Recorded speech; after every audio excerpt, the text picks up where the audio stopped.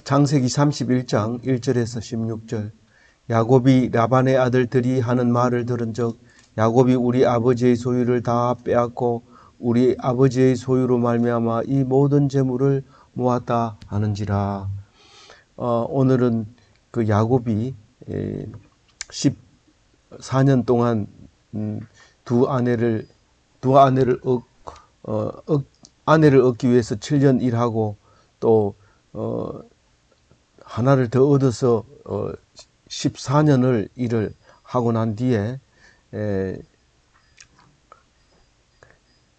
아주 박봉으로 이제 일을 시켰는데 어느 정도 재산이 쌓이니까 그 다음에는 주인이 이제 눈치가 보여지기 시작합니다. 주인은 보통 많이 쓰고 일은 안 하고 또 고용인은 열심히 일하고 돈을 모으기 때문에 급격히 간격이 좁아집니다. 그럴 때 당연히 권리를 가지고 있는 사람이 눈치가 달라지는데 오늘 그래서 그것을 그 받은 그 얻은 재물, 쌓은 재물을 그것은 하나님이 주셨다 그렇게 말합니다. 라반이 줬다고 얘기를 절대 하지 않습니다. 그래서 우리가 월급쟁이를 하면서 사장님 앞에 가서 굽신거리지 않는 이유는 사장이 줬다고 생각하지 않기 때문에 그런 건데, 그럼 누가 줬느냐? 뭐 지가 잘나서 가져갔다 그러면 일반 사람이고, 하나님이 주셨다 그러면 하나님의 사람입니다. 오늘 말씀 묵상하면서 다 하나님의 사람이 되시기 바랍니다. 아들들이 이렇게 보니까 아버지 집에 와가지고 일하는 그 야곱이 참 어떤 면에서 기특하고 착하고 그래요. 그래서 일을 열심히 해서 돈을 버는데 아버지는 아무 일도 안 하고 자식들도 많고 이런데도 일을 안 하고 있으니까, 일을 안 하는 것이 아니라 야곱만큼 못하죠. 할 일이 많잖아요. 뭐 친구도 찾아가야 되고 문상도 가야 되고 또 가야 할 곳이 한두 곳이 아니죠. 뭐 국회의원도 찾아가 봐야 되고. 그런데 야곱은 오직 약속했는 대로 일만 열심히 하는 거죠. 목동으로서. 그러니까 뭐 갈 데도 없고 뭐 그 일만 열심히 하는 거죠. 그러니까 일에 집중하는 거죠. 그래서 뭐 잘합니다. 뭐 남들이 알지 못하는 거 많이 압니다. 지금 뭐 그 유전자 공학 또 뭐 그 품종 개량 이런 거를 인지하지만은 옛날에는 다윗이 벌써 야곱이 다 했던 그런 거죠. 뭐 앉아서. 근데 그게 그냥 오는 게 아니라 꿈속에 나타나고 앉아서도 연구하고 누워서도 연구하고 계속해서 나온 거죠. 근데 그거를 설명하라고 하면 쉽지 않습니다. 왜냐하면 우리가 다 논문으로 만들고 책으로 만들어냈지만 그래도 사람들은 그거 가지고는 못합니다. 책에 있는 거 다 할 수 있는 줄 알지만은 그걸 재현하지 못합니다. 그러나 야곱은 실질적으로 한 거죠. 실무에 종사한 거죠.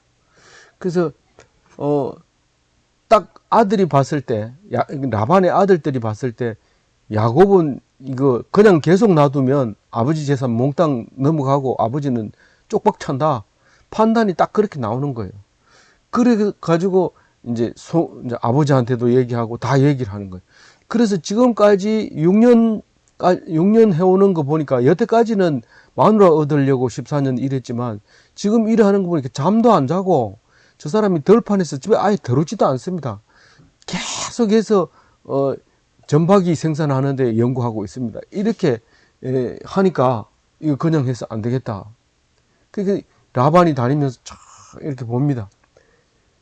야, 이렇게 전박이가 많이 나올 수 있느냐?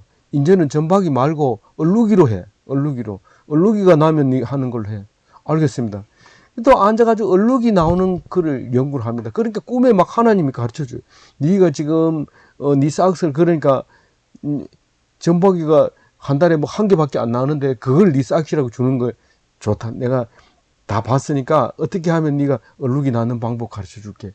하나님이 나타나서 직접 다 가르쳐 주는 거예요. 그래서 자동으로 이제 부자가 된 거죠.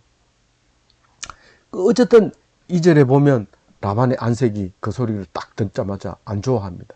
그래서 이게 야곱이 이제 눈치를 챘죠. 계속 일만 하면 되는 줄 알았더니 이게 일만 해가지고는 잘못하면 목숨이 위험해요.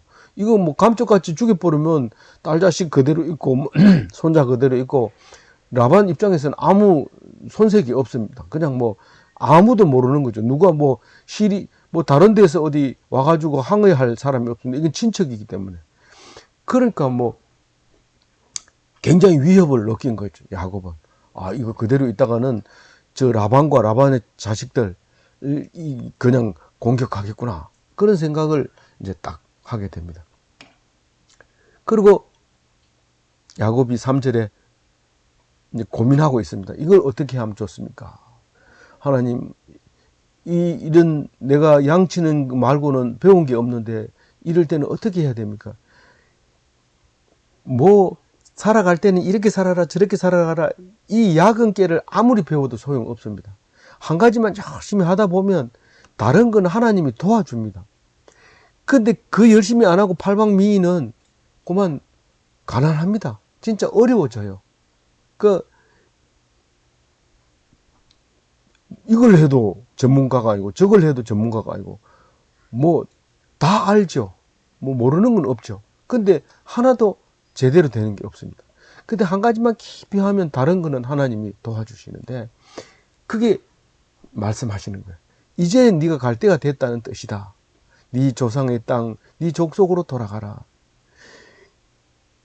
그전에는 땅이 가도 양칠 양이 없어서 가봐야 뭐 거지 노릇밖에 못 하는데 남의 양만 쳐주는데 지금 여기서 이미 얼룩이긴 하지만은 잔뜩 모아놨는 그게 있습니다.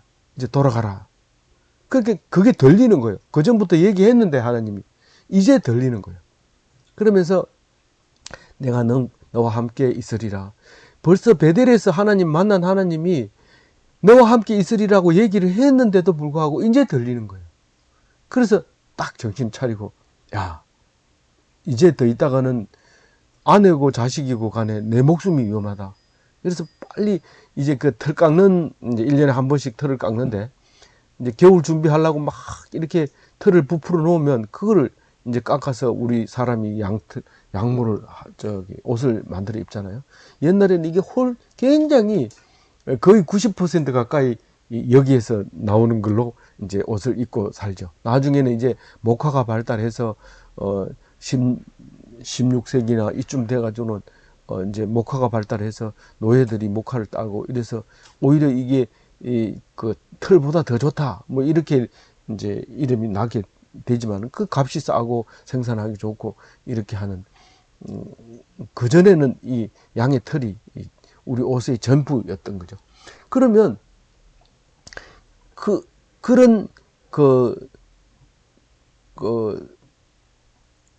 양을 뭐 양만 친다고 1년 365일 똑같은 생활을 하는 게 아니라 양 털을 깎을 때는 멀리 가가지고 양 있는 데서 불러 들여가지고 하는 게 아니라 거기서 다 깎아가지고 털만 가져오고 계속해서 이제 광야에서 이제 양을 치는 이런 거기 때문에 한 번씩 나가면 굉장히 오래 있고 또 음식도 종들이 막 잔뜩 사가지고 가서 잔치를 거기서 벌리고 그 주변에 있는 사람들에게도 먹이고 이렇게 하는 건데 그렇게 이제 라반이 떠나고 없는 사이에 어차피 이거는 식구가 다르기 때문에 따로 양을 치고 있습니다. 야곱은 그게 섞일까봐 멀리 떨어져 가지고 자기들끼리 이제 그러고 양을 쳐서 이제 색깔 없는 것만 자꾸 이제 라반이 가져가죠. 그렇게 이제 했는데 가고 없는 사이에 아내 둘을 불러냅니다. 불러내서 이제 떠나야 되겠다 하는 것을 이제 얘기를 합니다. 그 5절에 보면 내가 그대들의 아버지의 안색을 본 적 내게 대하여 전과 같지 아니하도다. 그러할지라도 내 아버지의 하나님은 나와 함께 계셨느니라. 무슨 말이냐 하면 라반이 안색이 좋지 않는 이유는 우리가 재산이 늘어나니까 그런 거다. 그런데 하나님이 우리와 함께 하고 있다. 그 사람이 좋지 않으면 안 되니까 다 갖다 도로 반납해야 되느냐? 그건 아니다. 하나님 우리와 함께 계신다. 그러니까 이제는 우리는 떠날 때가 됐다 하는 것을 이제 운을 띄우는 거죠. 그러면서 이제 6절에 이렇게 얘기하죠. 그대들도 알거니와 내가 힘을 다하여 그대들의 아버지를 섬겼거늘. 당신들 때문에 내가 당신 섬긴 일은 다 알지 않느냐? 힘을 다해서 라반을 섬겼다.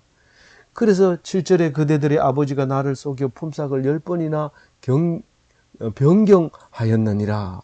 그러나 하나님이 그를 막으사 나를 해치지 못하게 하였으면. 그 앞에서는 뭐 전체적인 일괄적인 얘기를 한번 했습니다. 했지만은 여기서 얘기하는 얘기를 7절 얘기를 들어보면 전박이를 이거 전박이 하고 뭐 뭡니까? 얼룩이가 왜 이렇게 많아? 이거 네 전박이만 해. 알겠습니다. 그럼 전박이만 생산하는 거예요. 안 되겠다. 이거 얼룩이로 해라. 이건 지금 너무 많지 않느냐? 알겠습니다. 얼룩이만 계속 넣는 거예요. 그 8절 한번 같이 읽어볼게요. 그가 이르되 점 있는 것이 내 삭시 되리라 하며 온 양떼가 나은 것이 점 있는 것이요 얼룩 무늬가 있는 것이 내 삭시 되리라 하면 온 양떼가 나은 것이 얼룩 무늬가 있는 것이요. 하나님이 막 그렇게 하는 거예요. 그러니까 아무리 적게 준다 해도 예 알겠습니다. 그러고 가가지고 막 낳게 하고 그렇게 하는 거예요. 그러니까 그게 하나님이 딱 네가 한다고 해가지고 되는 게 아니라 내가 한다. 그렇게 사람이 속이면 하나님이 보상해주고 하나님이 약속하면 반드시 이루어진다는 거예요. 하나님이 뭐라고 하느냐면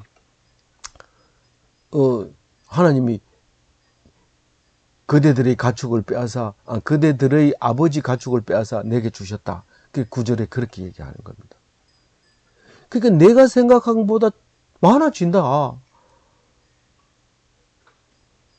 내가 우리가요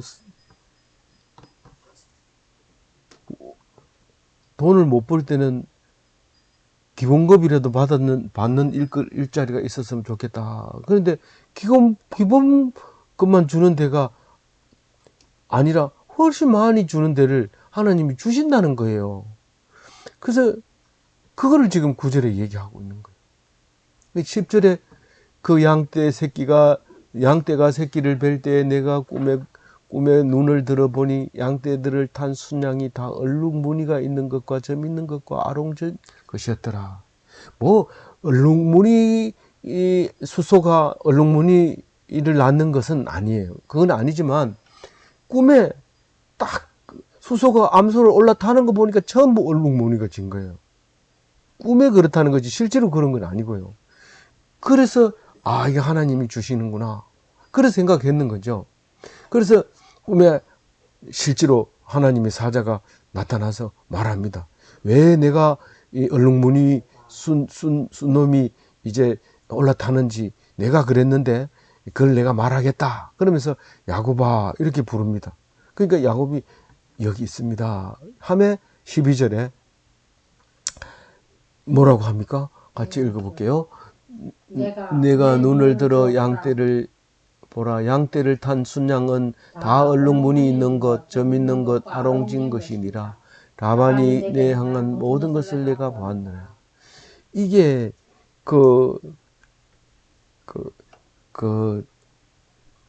얼룩무늬 있는 것이 보통 생산력이 떨어진다고 보는데 이 라반이 얼룩무늬 있는 양이 먹는 풀을 뜯는 걸 보니까 다른 거예요, 다른 거 하고. 그래서 그거를 이제 가지고 실험을 한 거죠.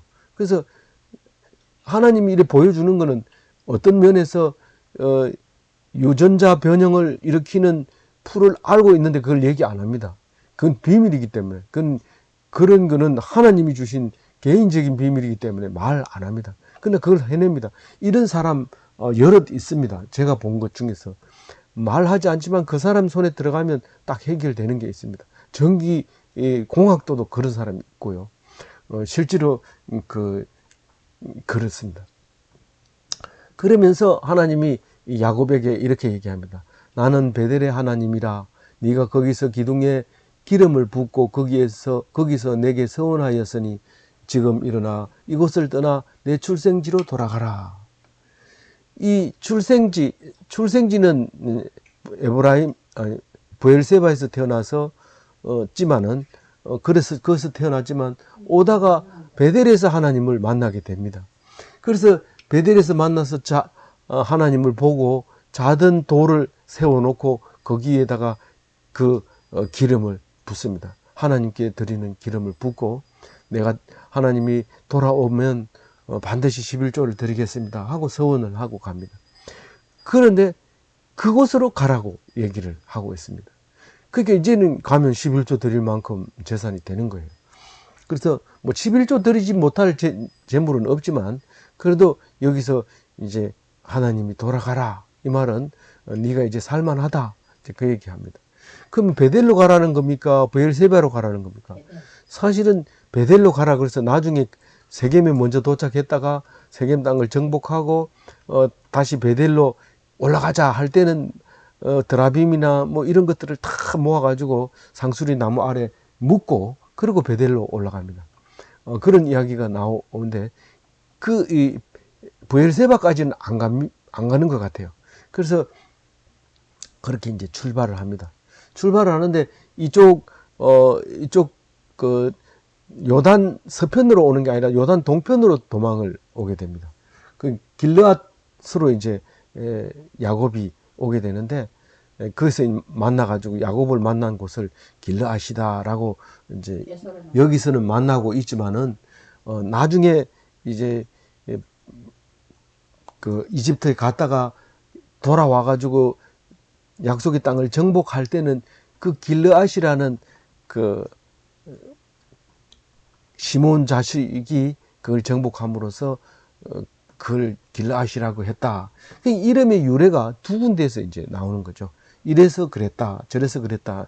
그 이름의 유래를 이제 여기서 찾고 저기서 찾는데, 뭐 아람이나 뭐 이런 지명 이름도 후손에게 또 있고 또 그 위에도 있고 있습니다. 그래서 이름을 두 번 지었느냐? 그거는 그럴 수도 있지만 또 아닐 수도 있다 하는 거죠.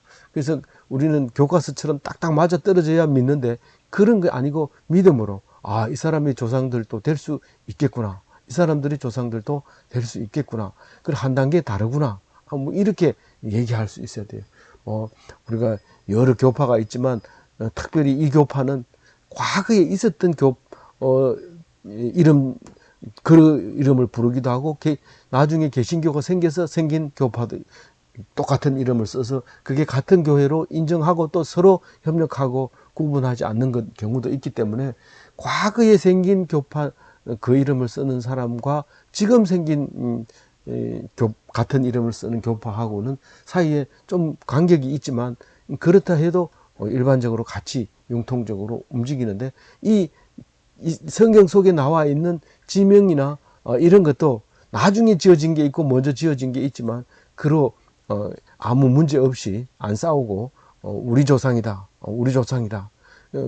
그러니까 그럴 수도 있다 인정하면서 이렇게 흘러내려오면서 나중에 싸울 때는 피터지게 싸울 때는 이거다 저거다 말할 수도 있습니다. 그래서 그게 중요한 역할을 하고 후손들에게 이 성경이 엄청난 영향을 미친다는 사실도 이제 기억하게 되는 거죠. 그래서 이제 가야 되는데 이제 대답을 해야죠. 라헬과 레아가 대답을 해야 되는데 꼭 동생이 먼저 나오죠. 라헬과 레아 이렇게 나오고 또 자식도 완전히 구분됩니다. 이건 뭐 원하지 않은 자식이 지금 그 10명이나 생겨버렸고 라헬이 11번째 낳은 애를 낳고 나니까 라헬이 지금 이제는 진짜 마누라 얻었다고 생각한 거예요. 만약에 이 레아가 다른 종들을 다 놔두고 난 라헬만 따라온다 해도 데리고 갈 모양이에요. 지금 라헬이 지금 요셉을 낳았기 때문에 갈 판인데 레아가 이제 따라오면서 똑같이 대답을 합니다. 빨간 글씨만 읽어봅니다. 우리 아버지 집에서 무슨 분깃이나 유산이 있으리요. 다른 분깃이 없어요. 그 오빠도 있고 남동생도 있기 때문에 나중에 이제 그, 음, 딸만 있는 족속이 분깃이 없다고 딸들이 요구하는 경우가 생깁니다. 나중에 출애굽, 어, 예? 그래서 거기, 와서 달라고 하는 그런 경우가 생기지만은, 아들이 있는 경우에는 딸에게 분깃이 없습니다. 15절에 아버지가 우리를 팔고 우리의 돈을 다 먹어버렸으니 아버지가 우리를 외국인처럼 여기는 것이 아닌가. 보통 이제 딸들이 저기 가면은 이제 물론 지참금으로 가지고 가지만은 또 딸을 데리고 오기 위해서는 또 돈을 줘야 됩니다. 그러면 딸을 시집 보내는데 어느 정도 돈이 들어가고 이러기 때문에 또 돈이 필요하고 그럽니다. 그런데 이거는 14년 동안 일을 했는데 몽땅 아버지 수입으로 들어가고 자기들 거는 하나도 없습니다. 지금 현재. 없다는 거예요. 우리가 출발하면 뭘 줄지 뻔히 알고 있는데 딸들이 더 잘 아는데 아버지. 그러니까 우리를 팔고 돈을 다 먹어버렸다는 뜻이에요. 그게 14년 동안에 뭐 이건 너희들이 먹시다 하고 따로 떼놓은 게 없다는 거예요. 전부 뭐 먹어버리고 누구 아버지 비슷하게 생겼는데 하여튼 그런 게 없다. 너희들은 갈 데 아무도 없다. 이렇게 얘기하는 거예요. 그러니까 또 시집 갔다고 하면 남자가 있다고 그러면 완전 다른 식구로 취급하는 거예요. 남의 식구. 그거는 뭐 우리 식구가 아닌데 뭐 이렇게 얘기를 하는 거예요. 그러니까 외국인처럼 여기는 게 아닌가. 이렇게 이제 폭발한 거예요. 분노가. 아버지가 지금 우리한테 준 게 뭐가 있냐. 우리가 아버지 양떼를 쳐준 것만 해도 얼만데. 그런데 사위까지 와가지고 다 이렇게 우리를 팔면서 14년 동안 했는 건데 그거 남겨놓은 게 있나? 전부 지금 겨우 먹고 살잖아. 근데 야곱은 지금 엄청 부자란 말이야. 이렇게 딱 생각한 거죠. 뭐 딸들이 뭐 망설임이 없이 거침없이 바로 결론을 내려버립니다. 16절 읽어봅니다. 하나님이 우리 아버지에게 취하여 가신 재물은 우리와 우리 자식의 것이니 이제 하나님이 당신에게 이르신 일을 다 준행하라. 100% 찬성입니다. 불만 없습니다. 그래서 하나님이 라반의 거 뺏어가지고 야곱에게 준 거 전부 우리 재산이고 우리 자식이 누려야 될 재산이다. 그러니까 이제부터 당신이 그 생각이 들면 이제 하나님이 얘기해 준 대로 다 하세요. 우리가 따르겠습니다. 그렇게 얘기를 합니다. 야곱은 이 일에 있어서도 망설임이 없게 됐습니다. 감사하죠. 그래서 출발을 하게 되는데 참 애먹고 출발합니다. 이집트에서 출애굽하는 거나 출아람하는 거나 거의 비슷합니다.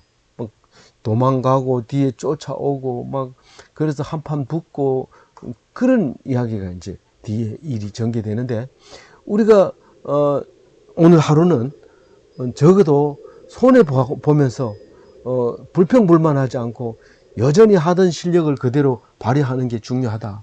그 말을 오늘 하나님이 말씀을 통해서 우리에게 하고 계십니다.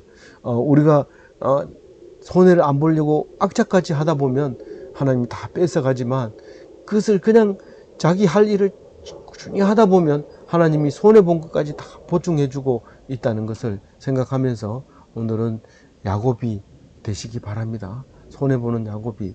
그래서 축복받는 야곱이 다 돼서 훌륭한 예수님의 후손이 다 되시기 바랍니다.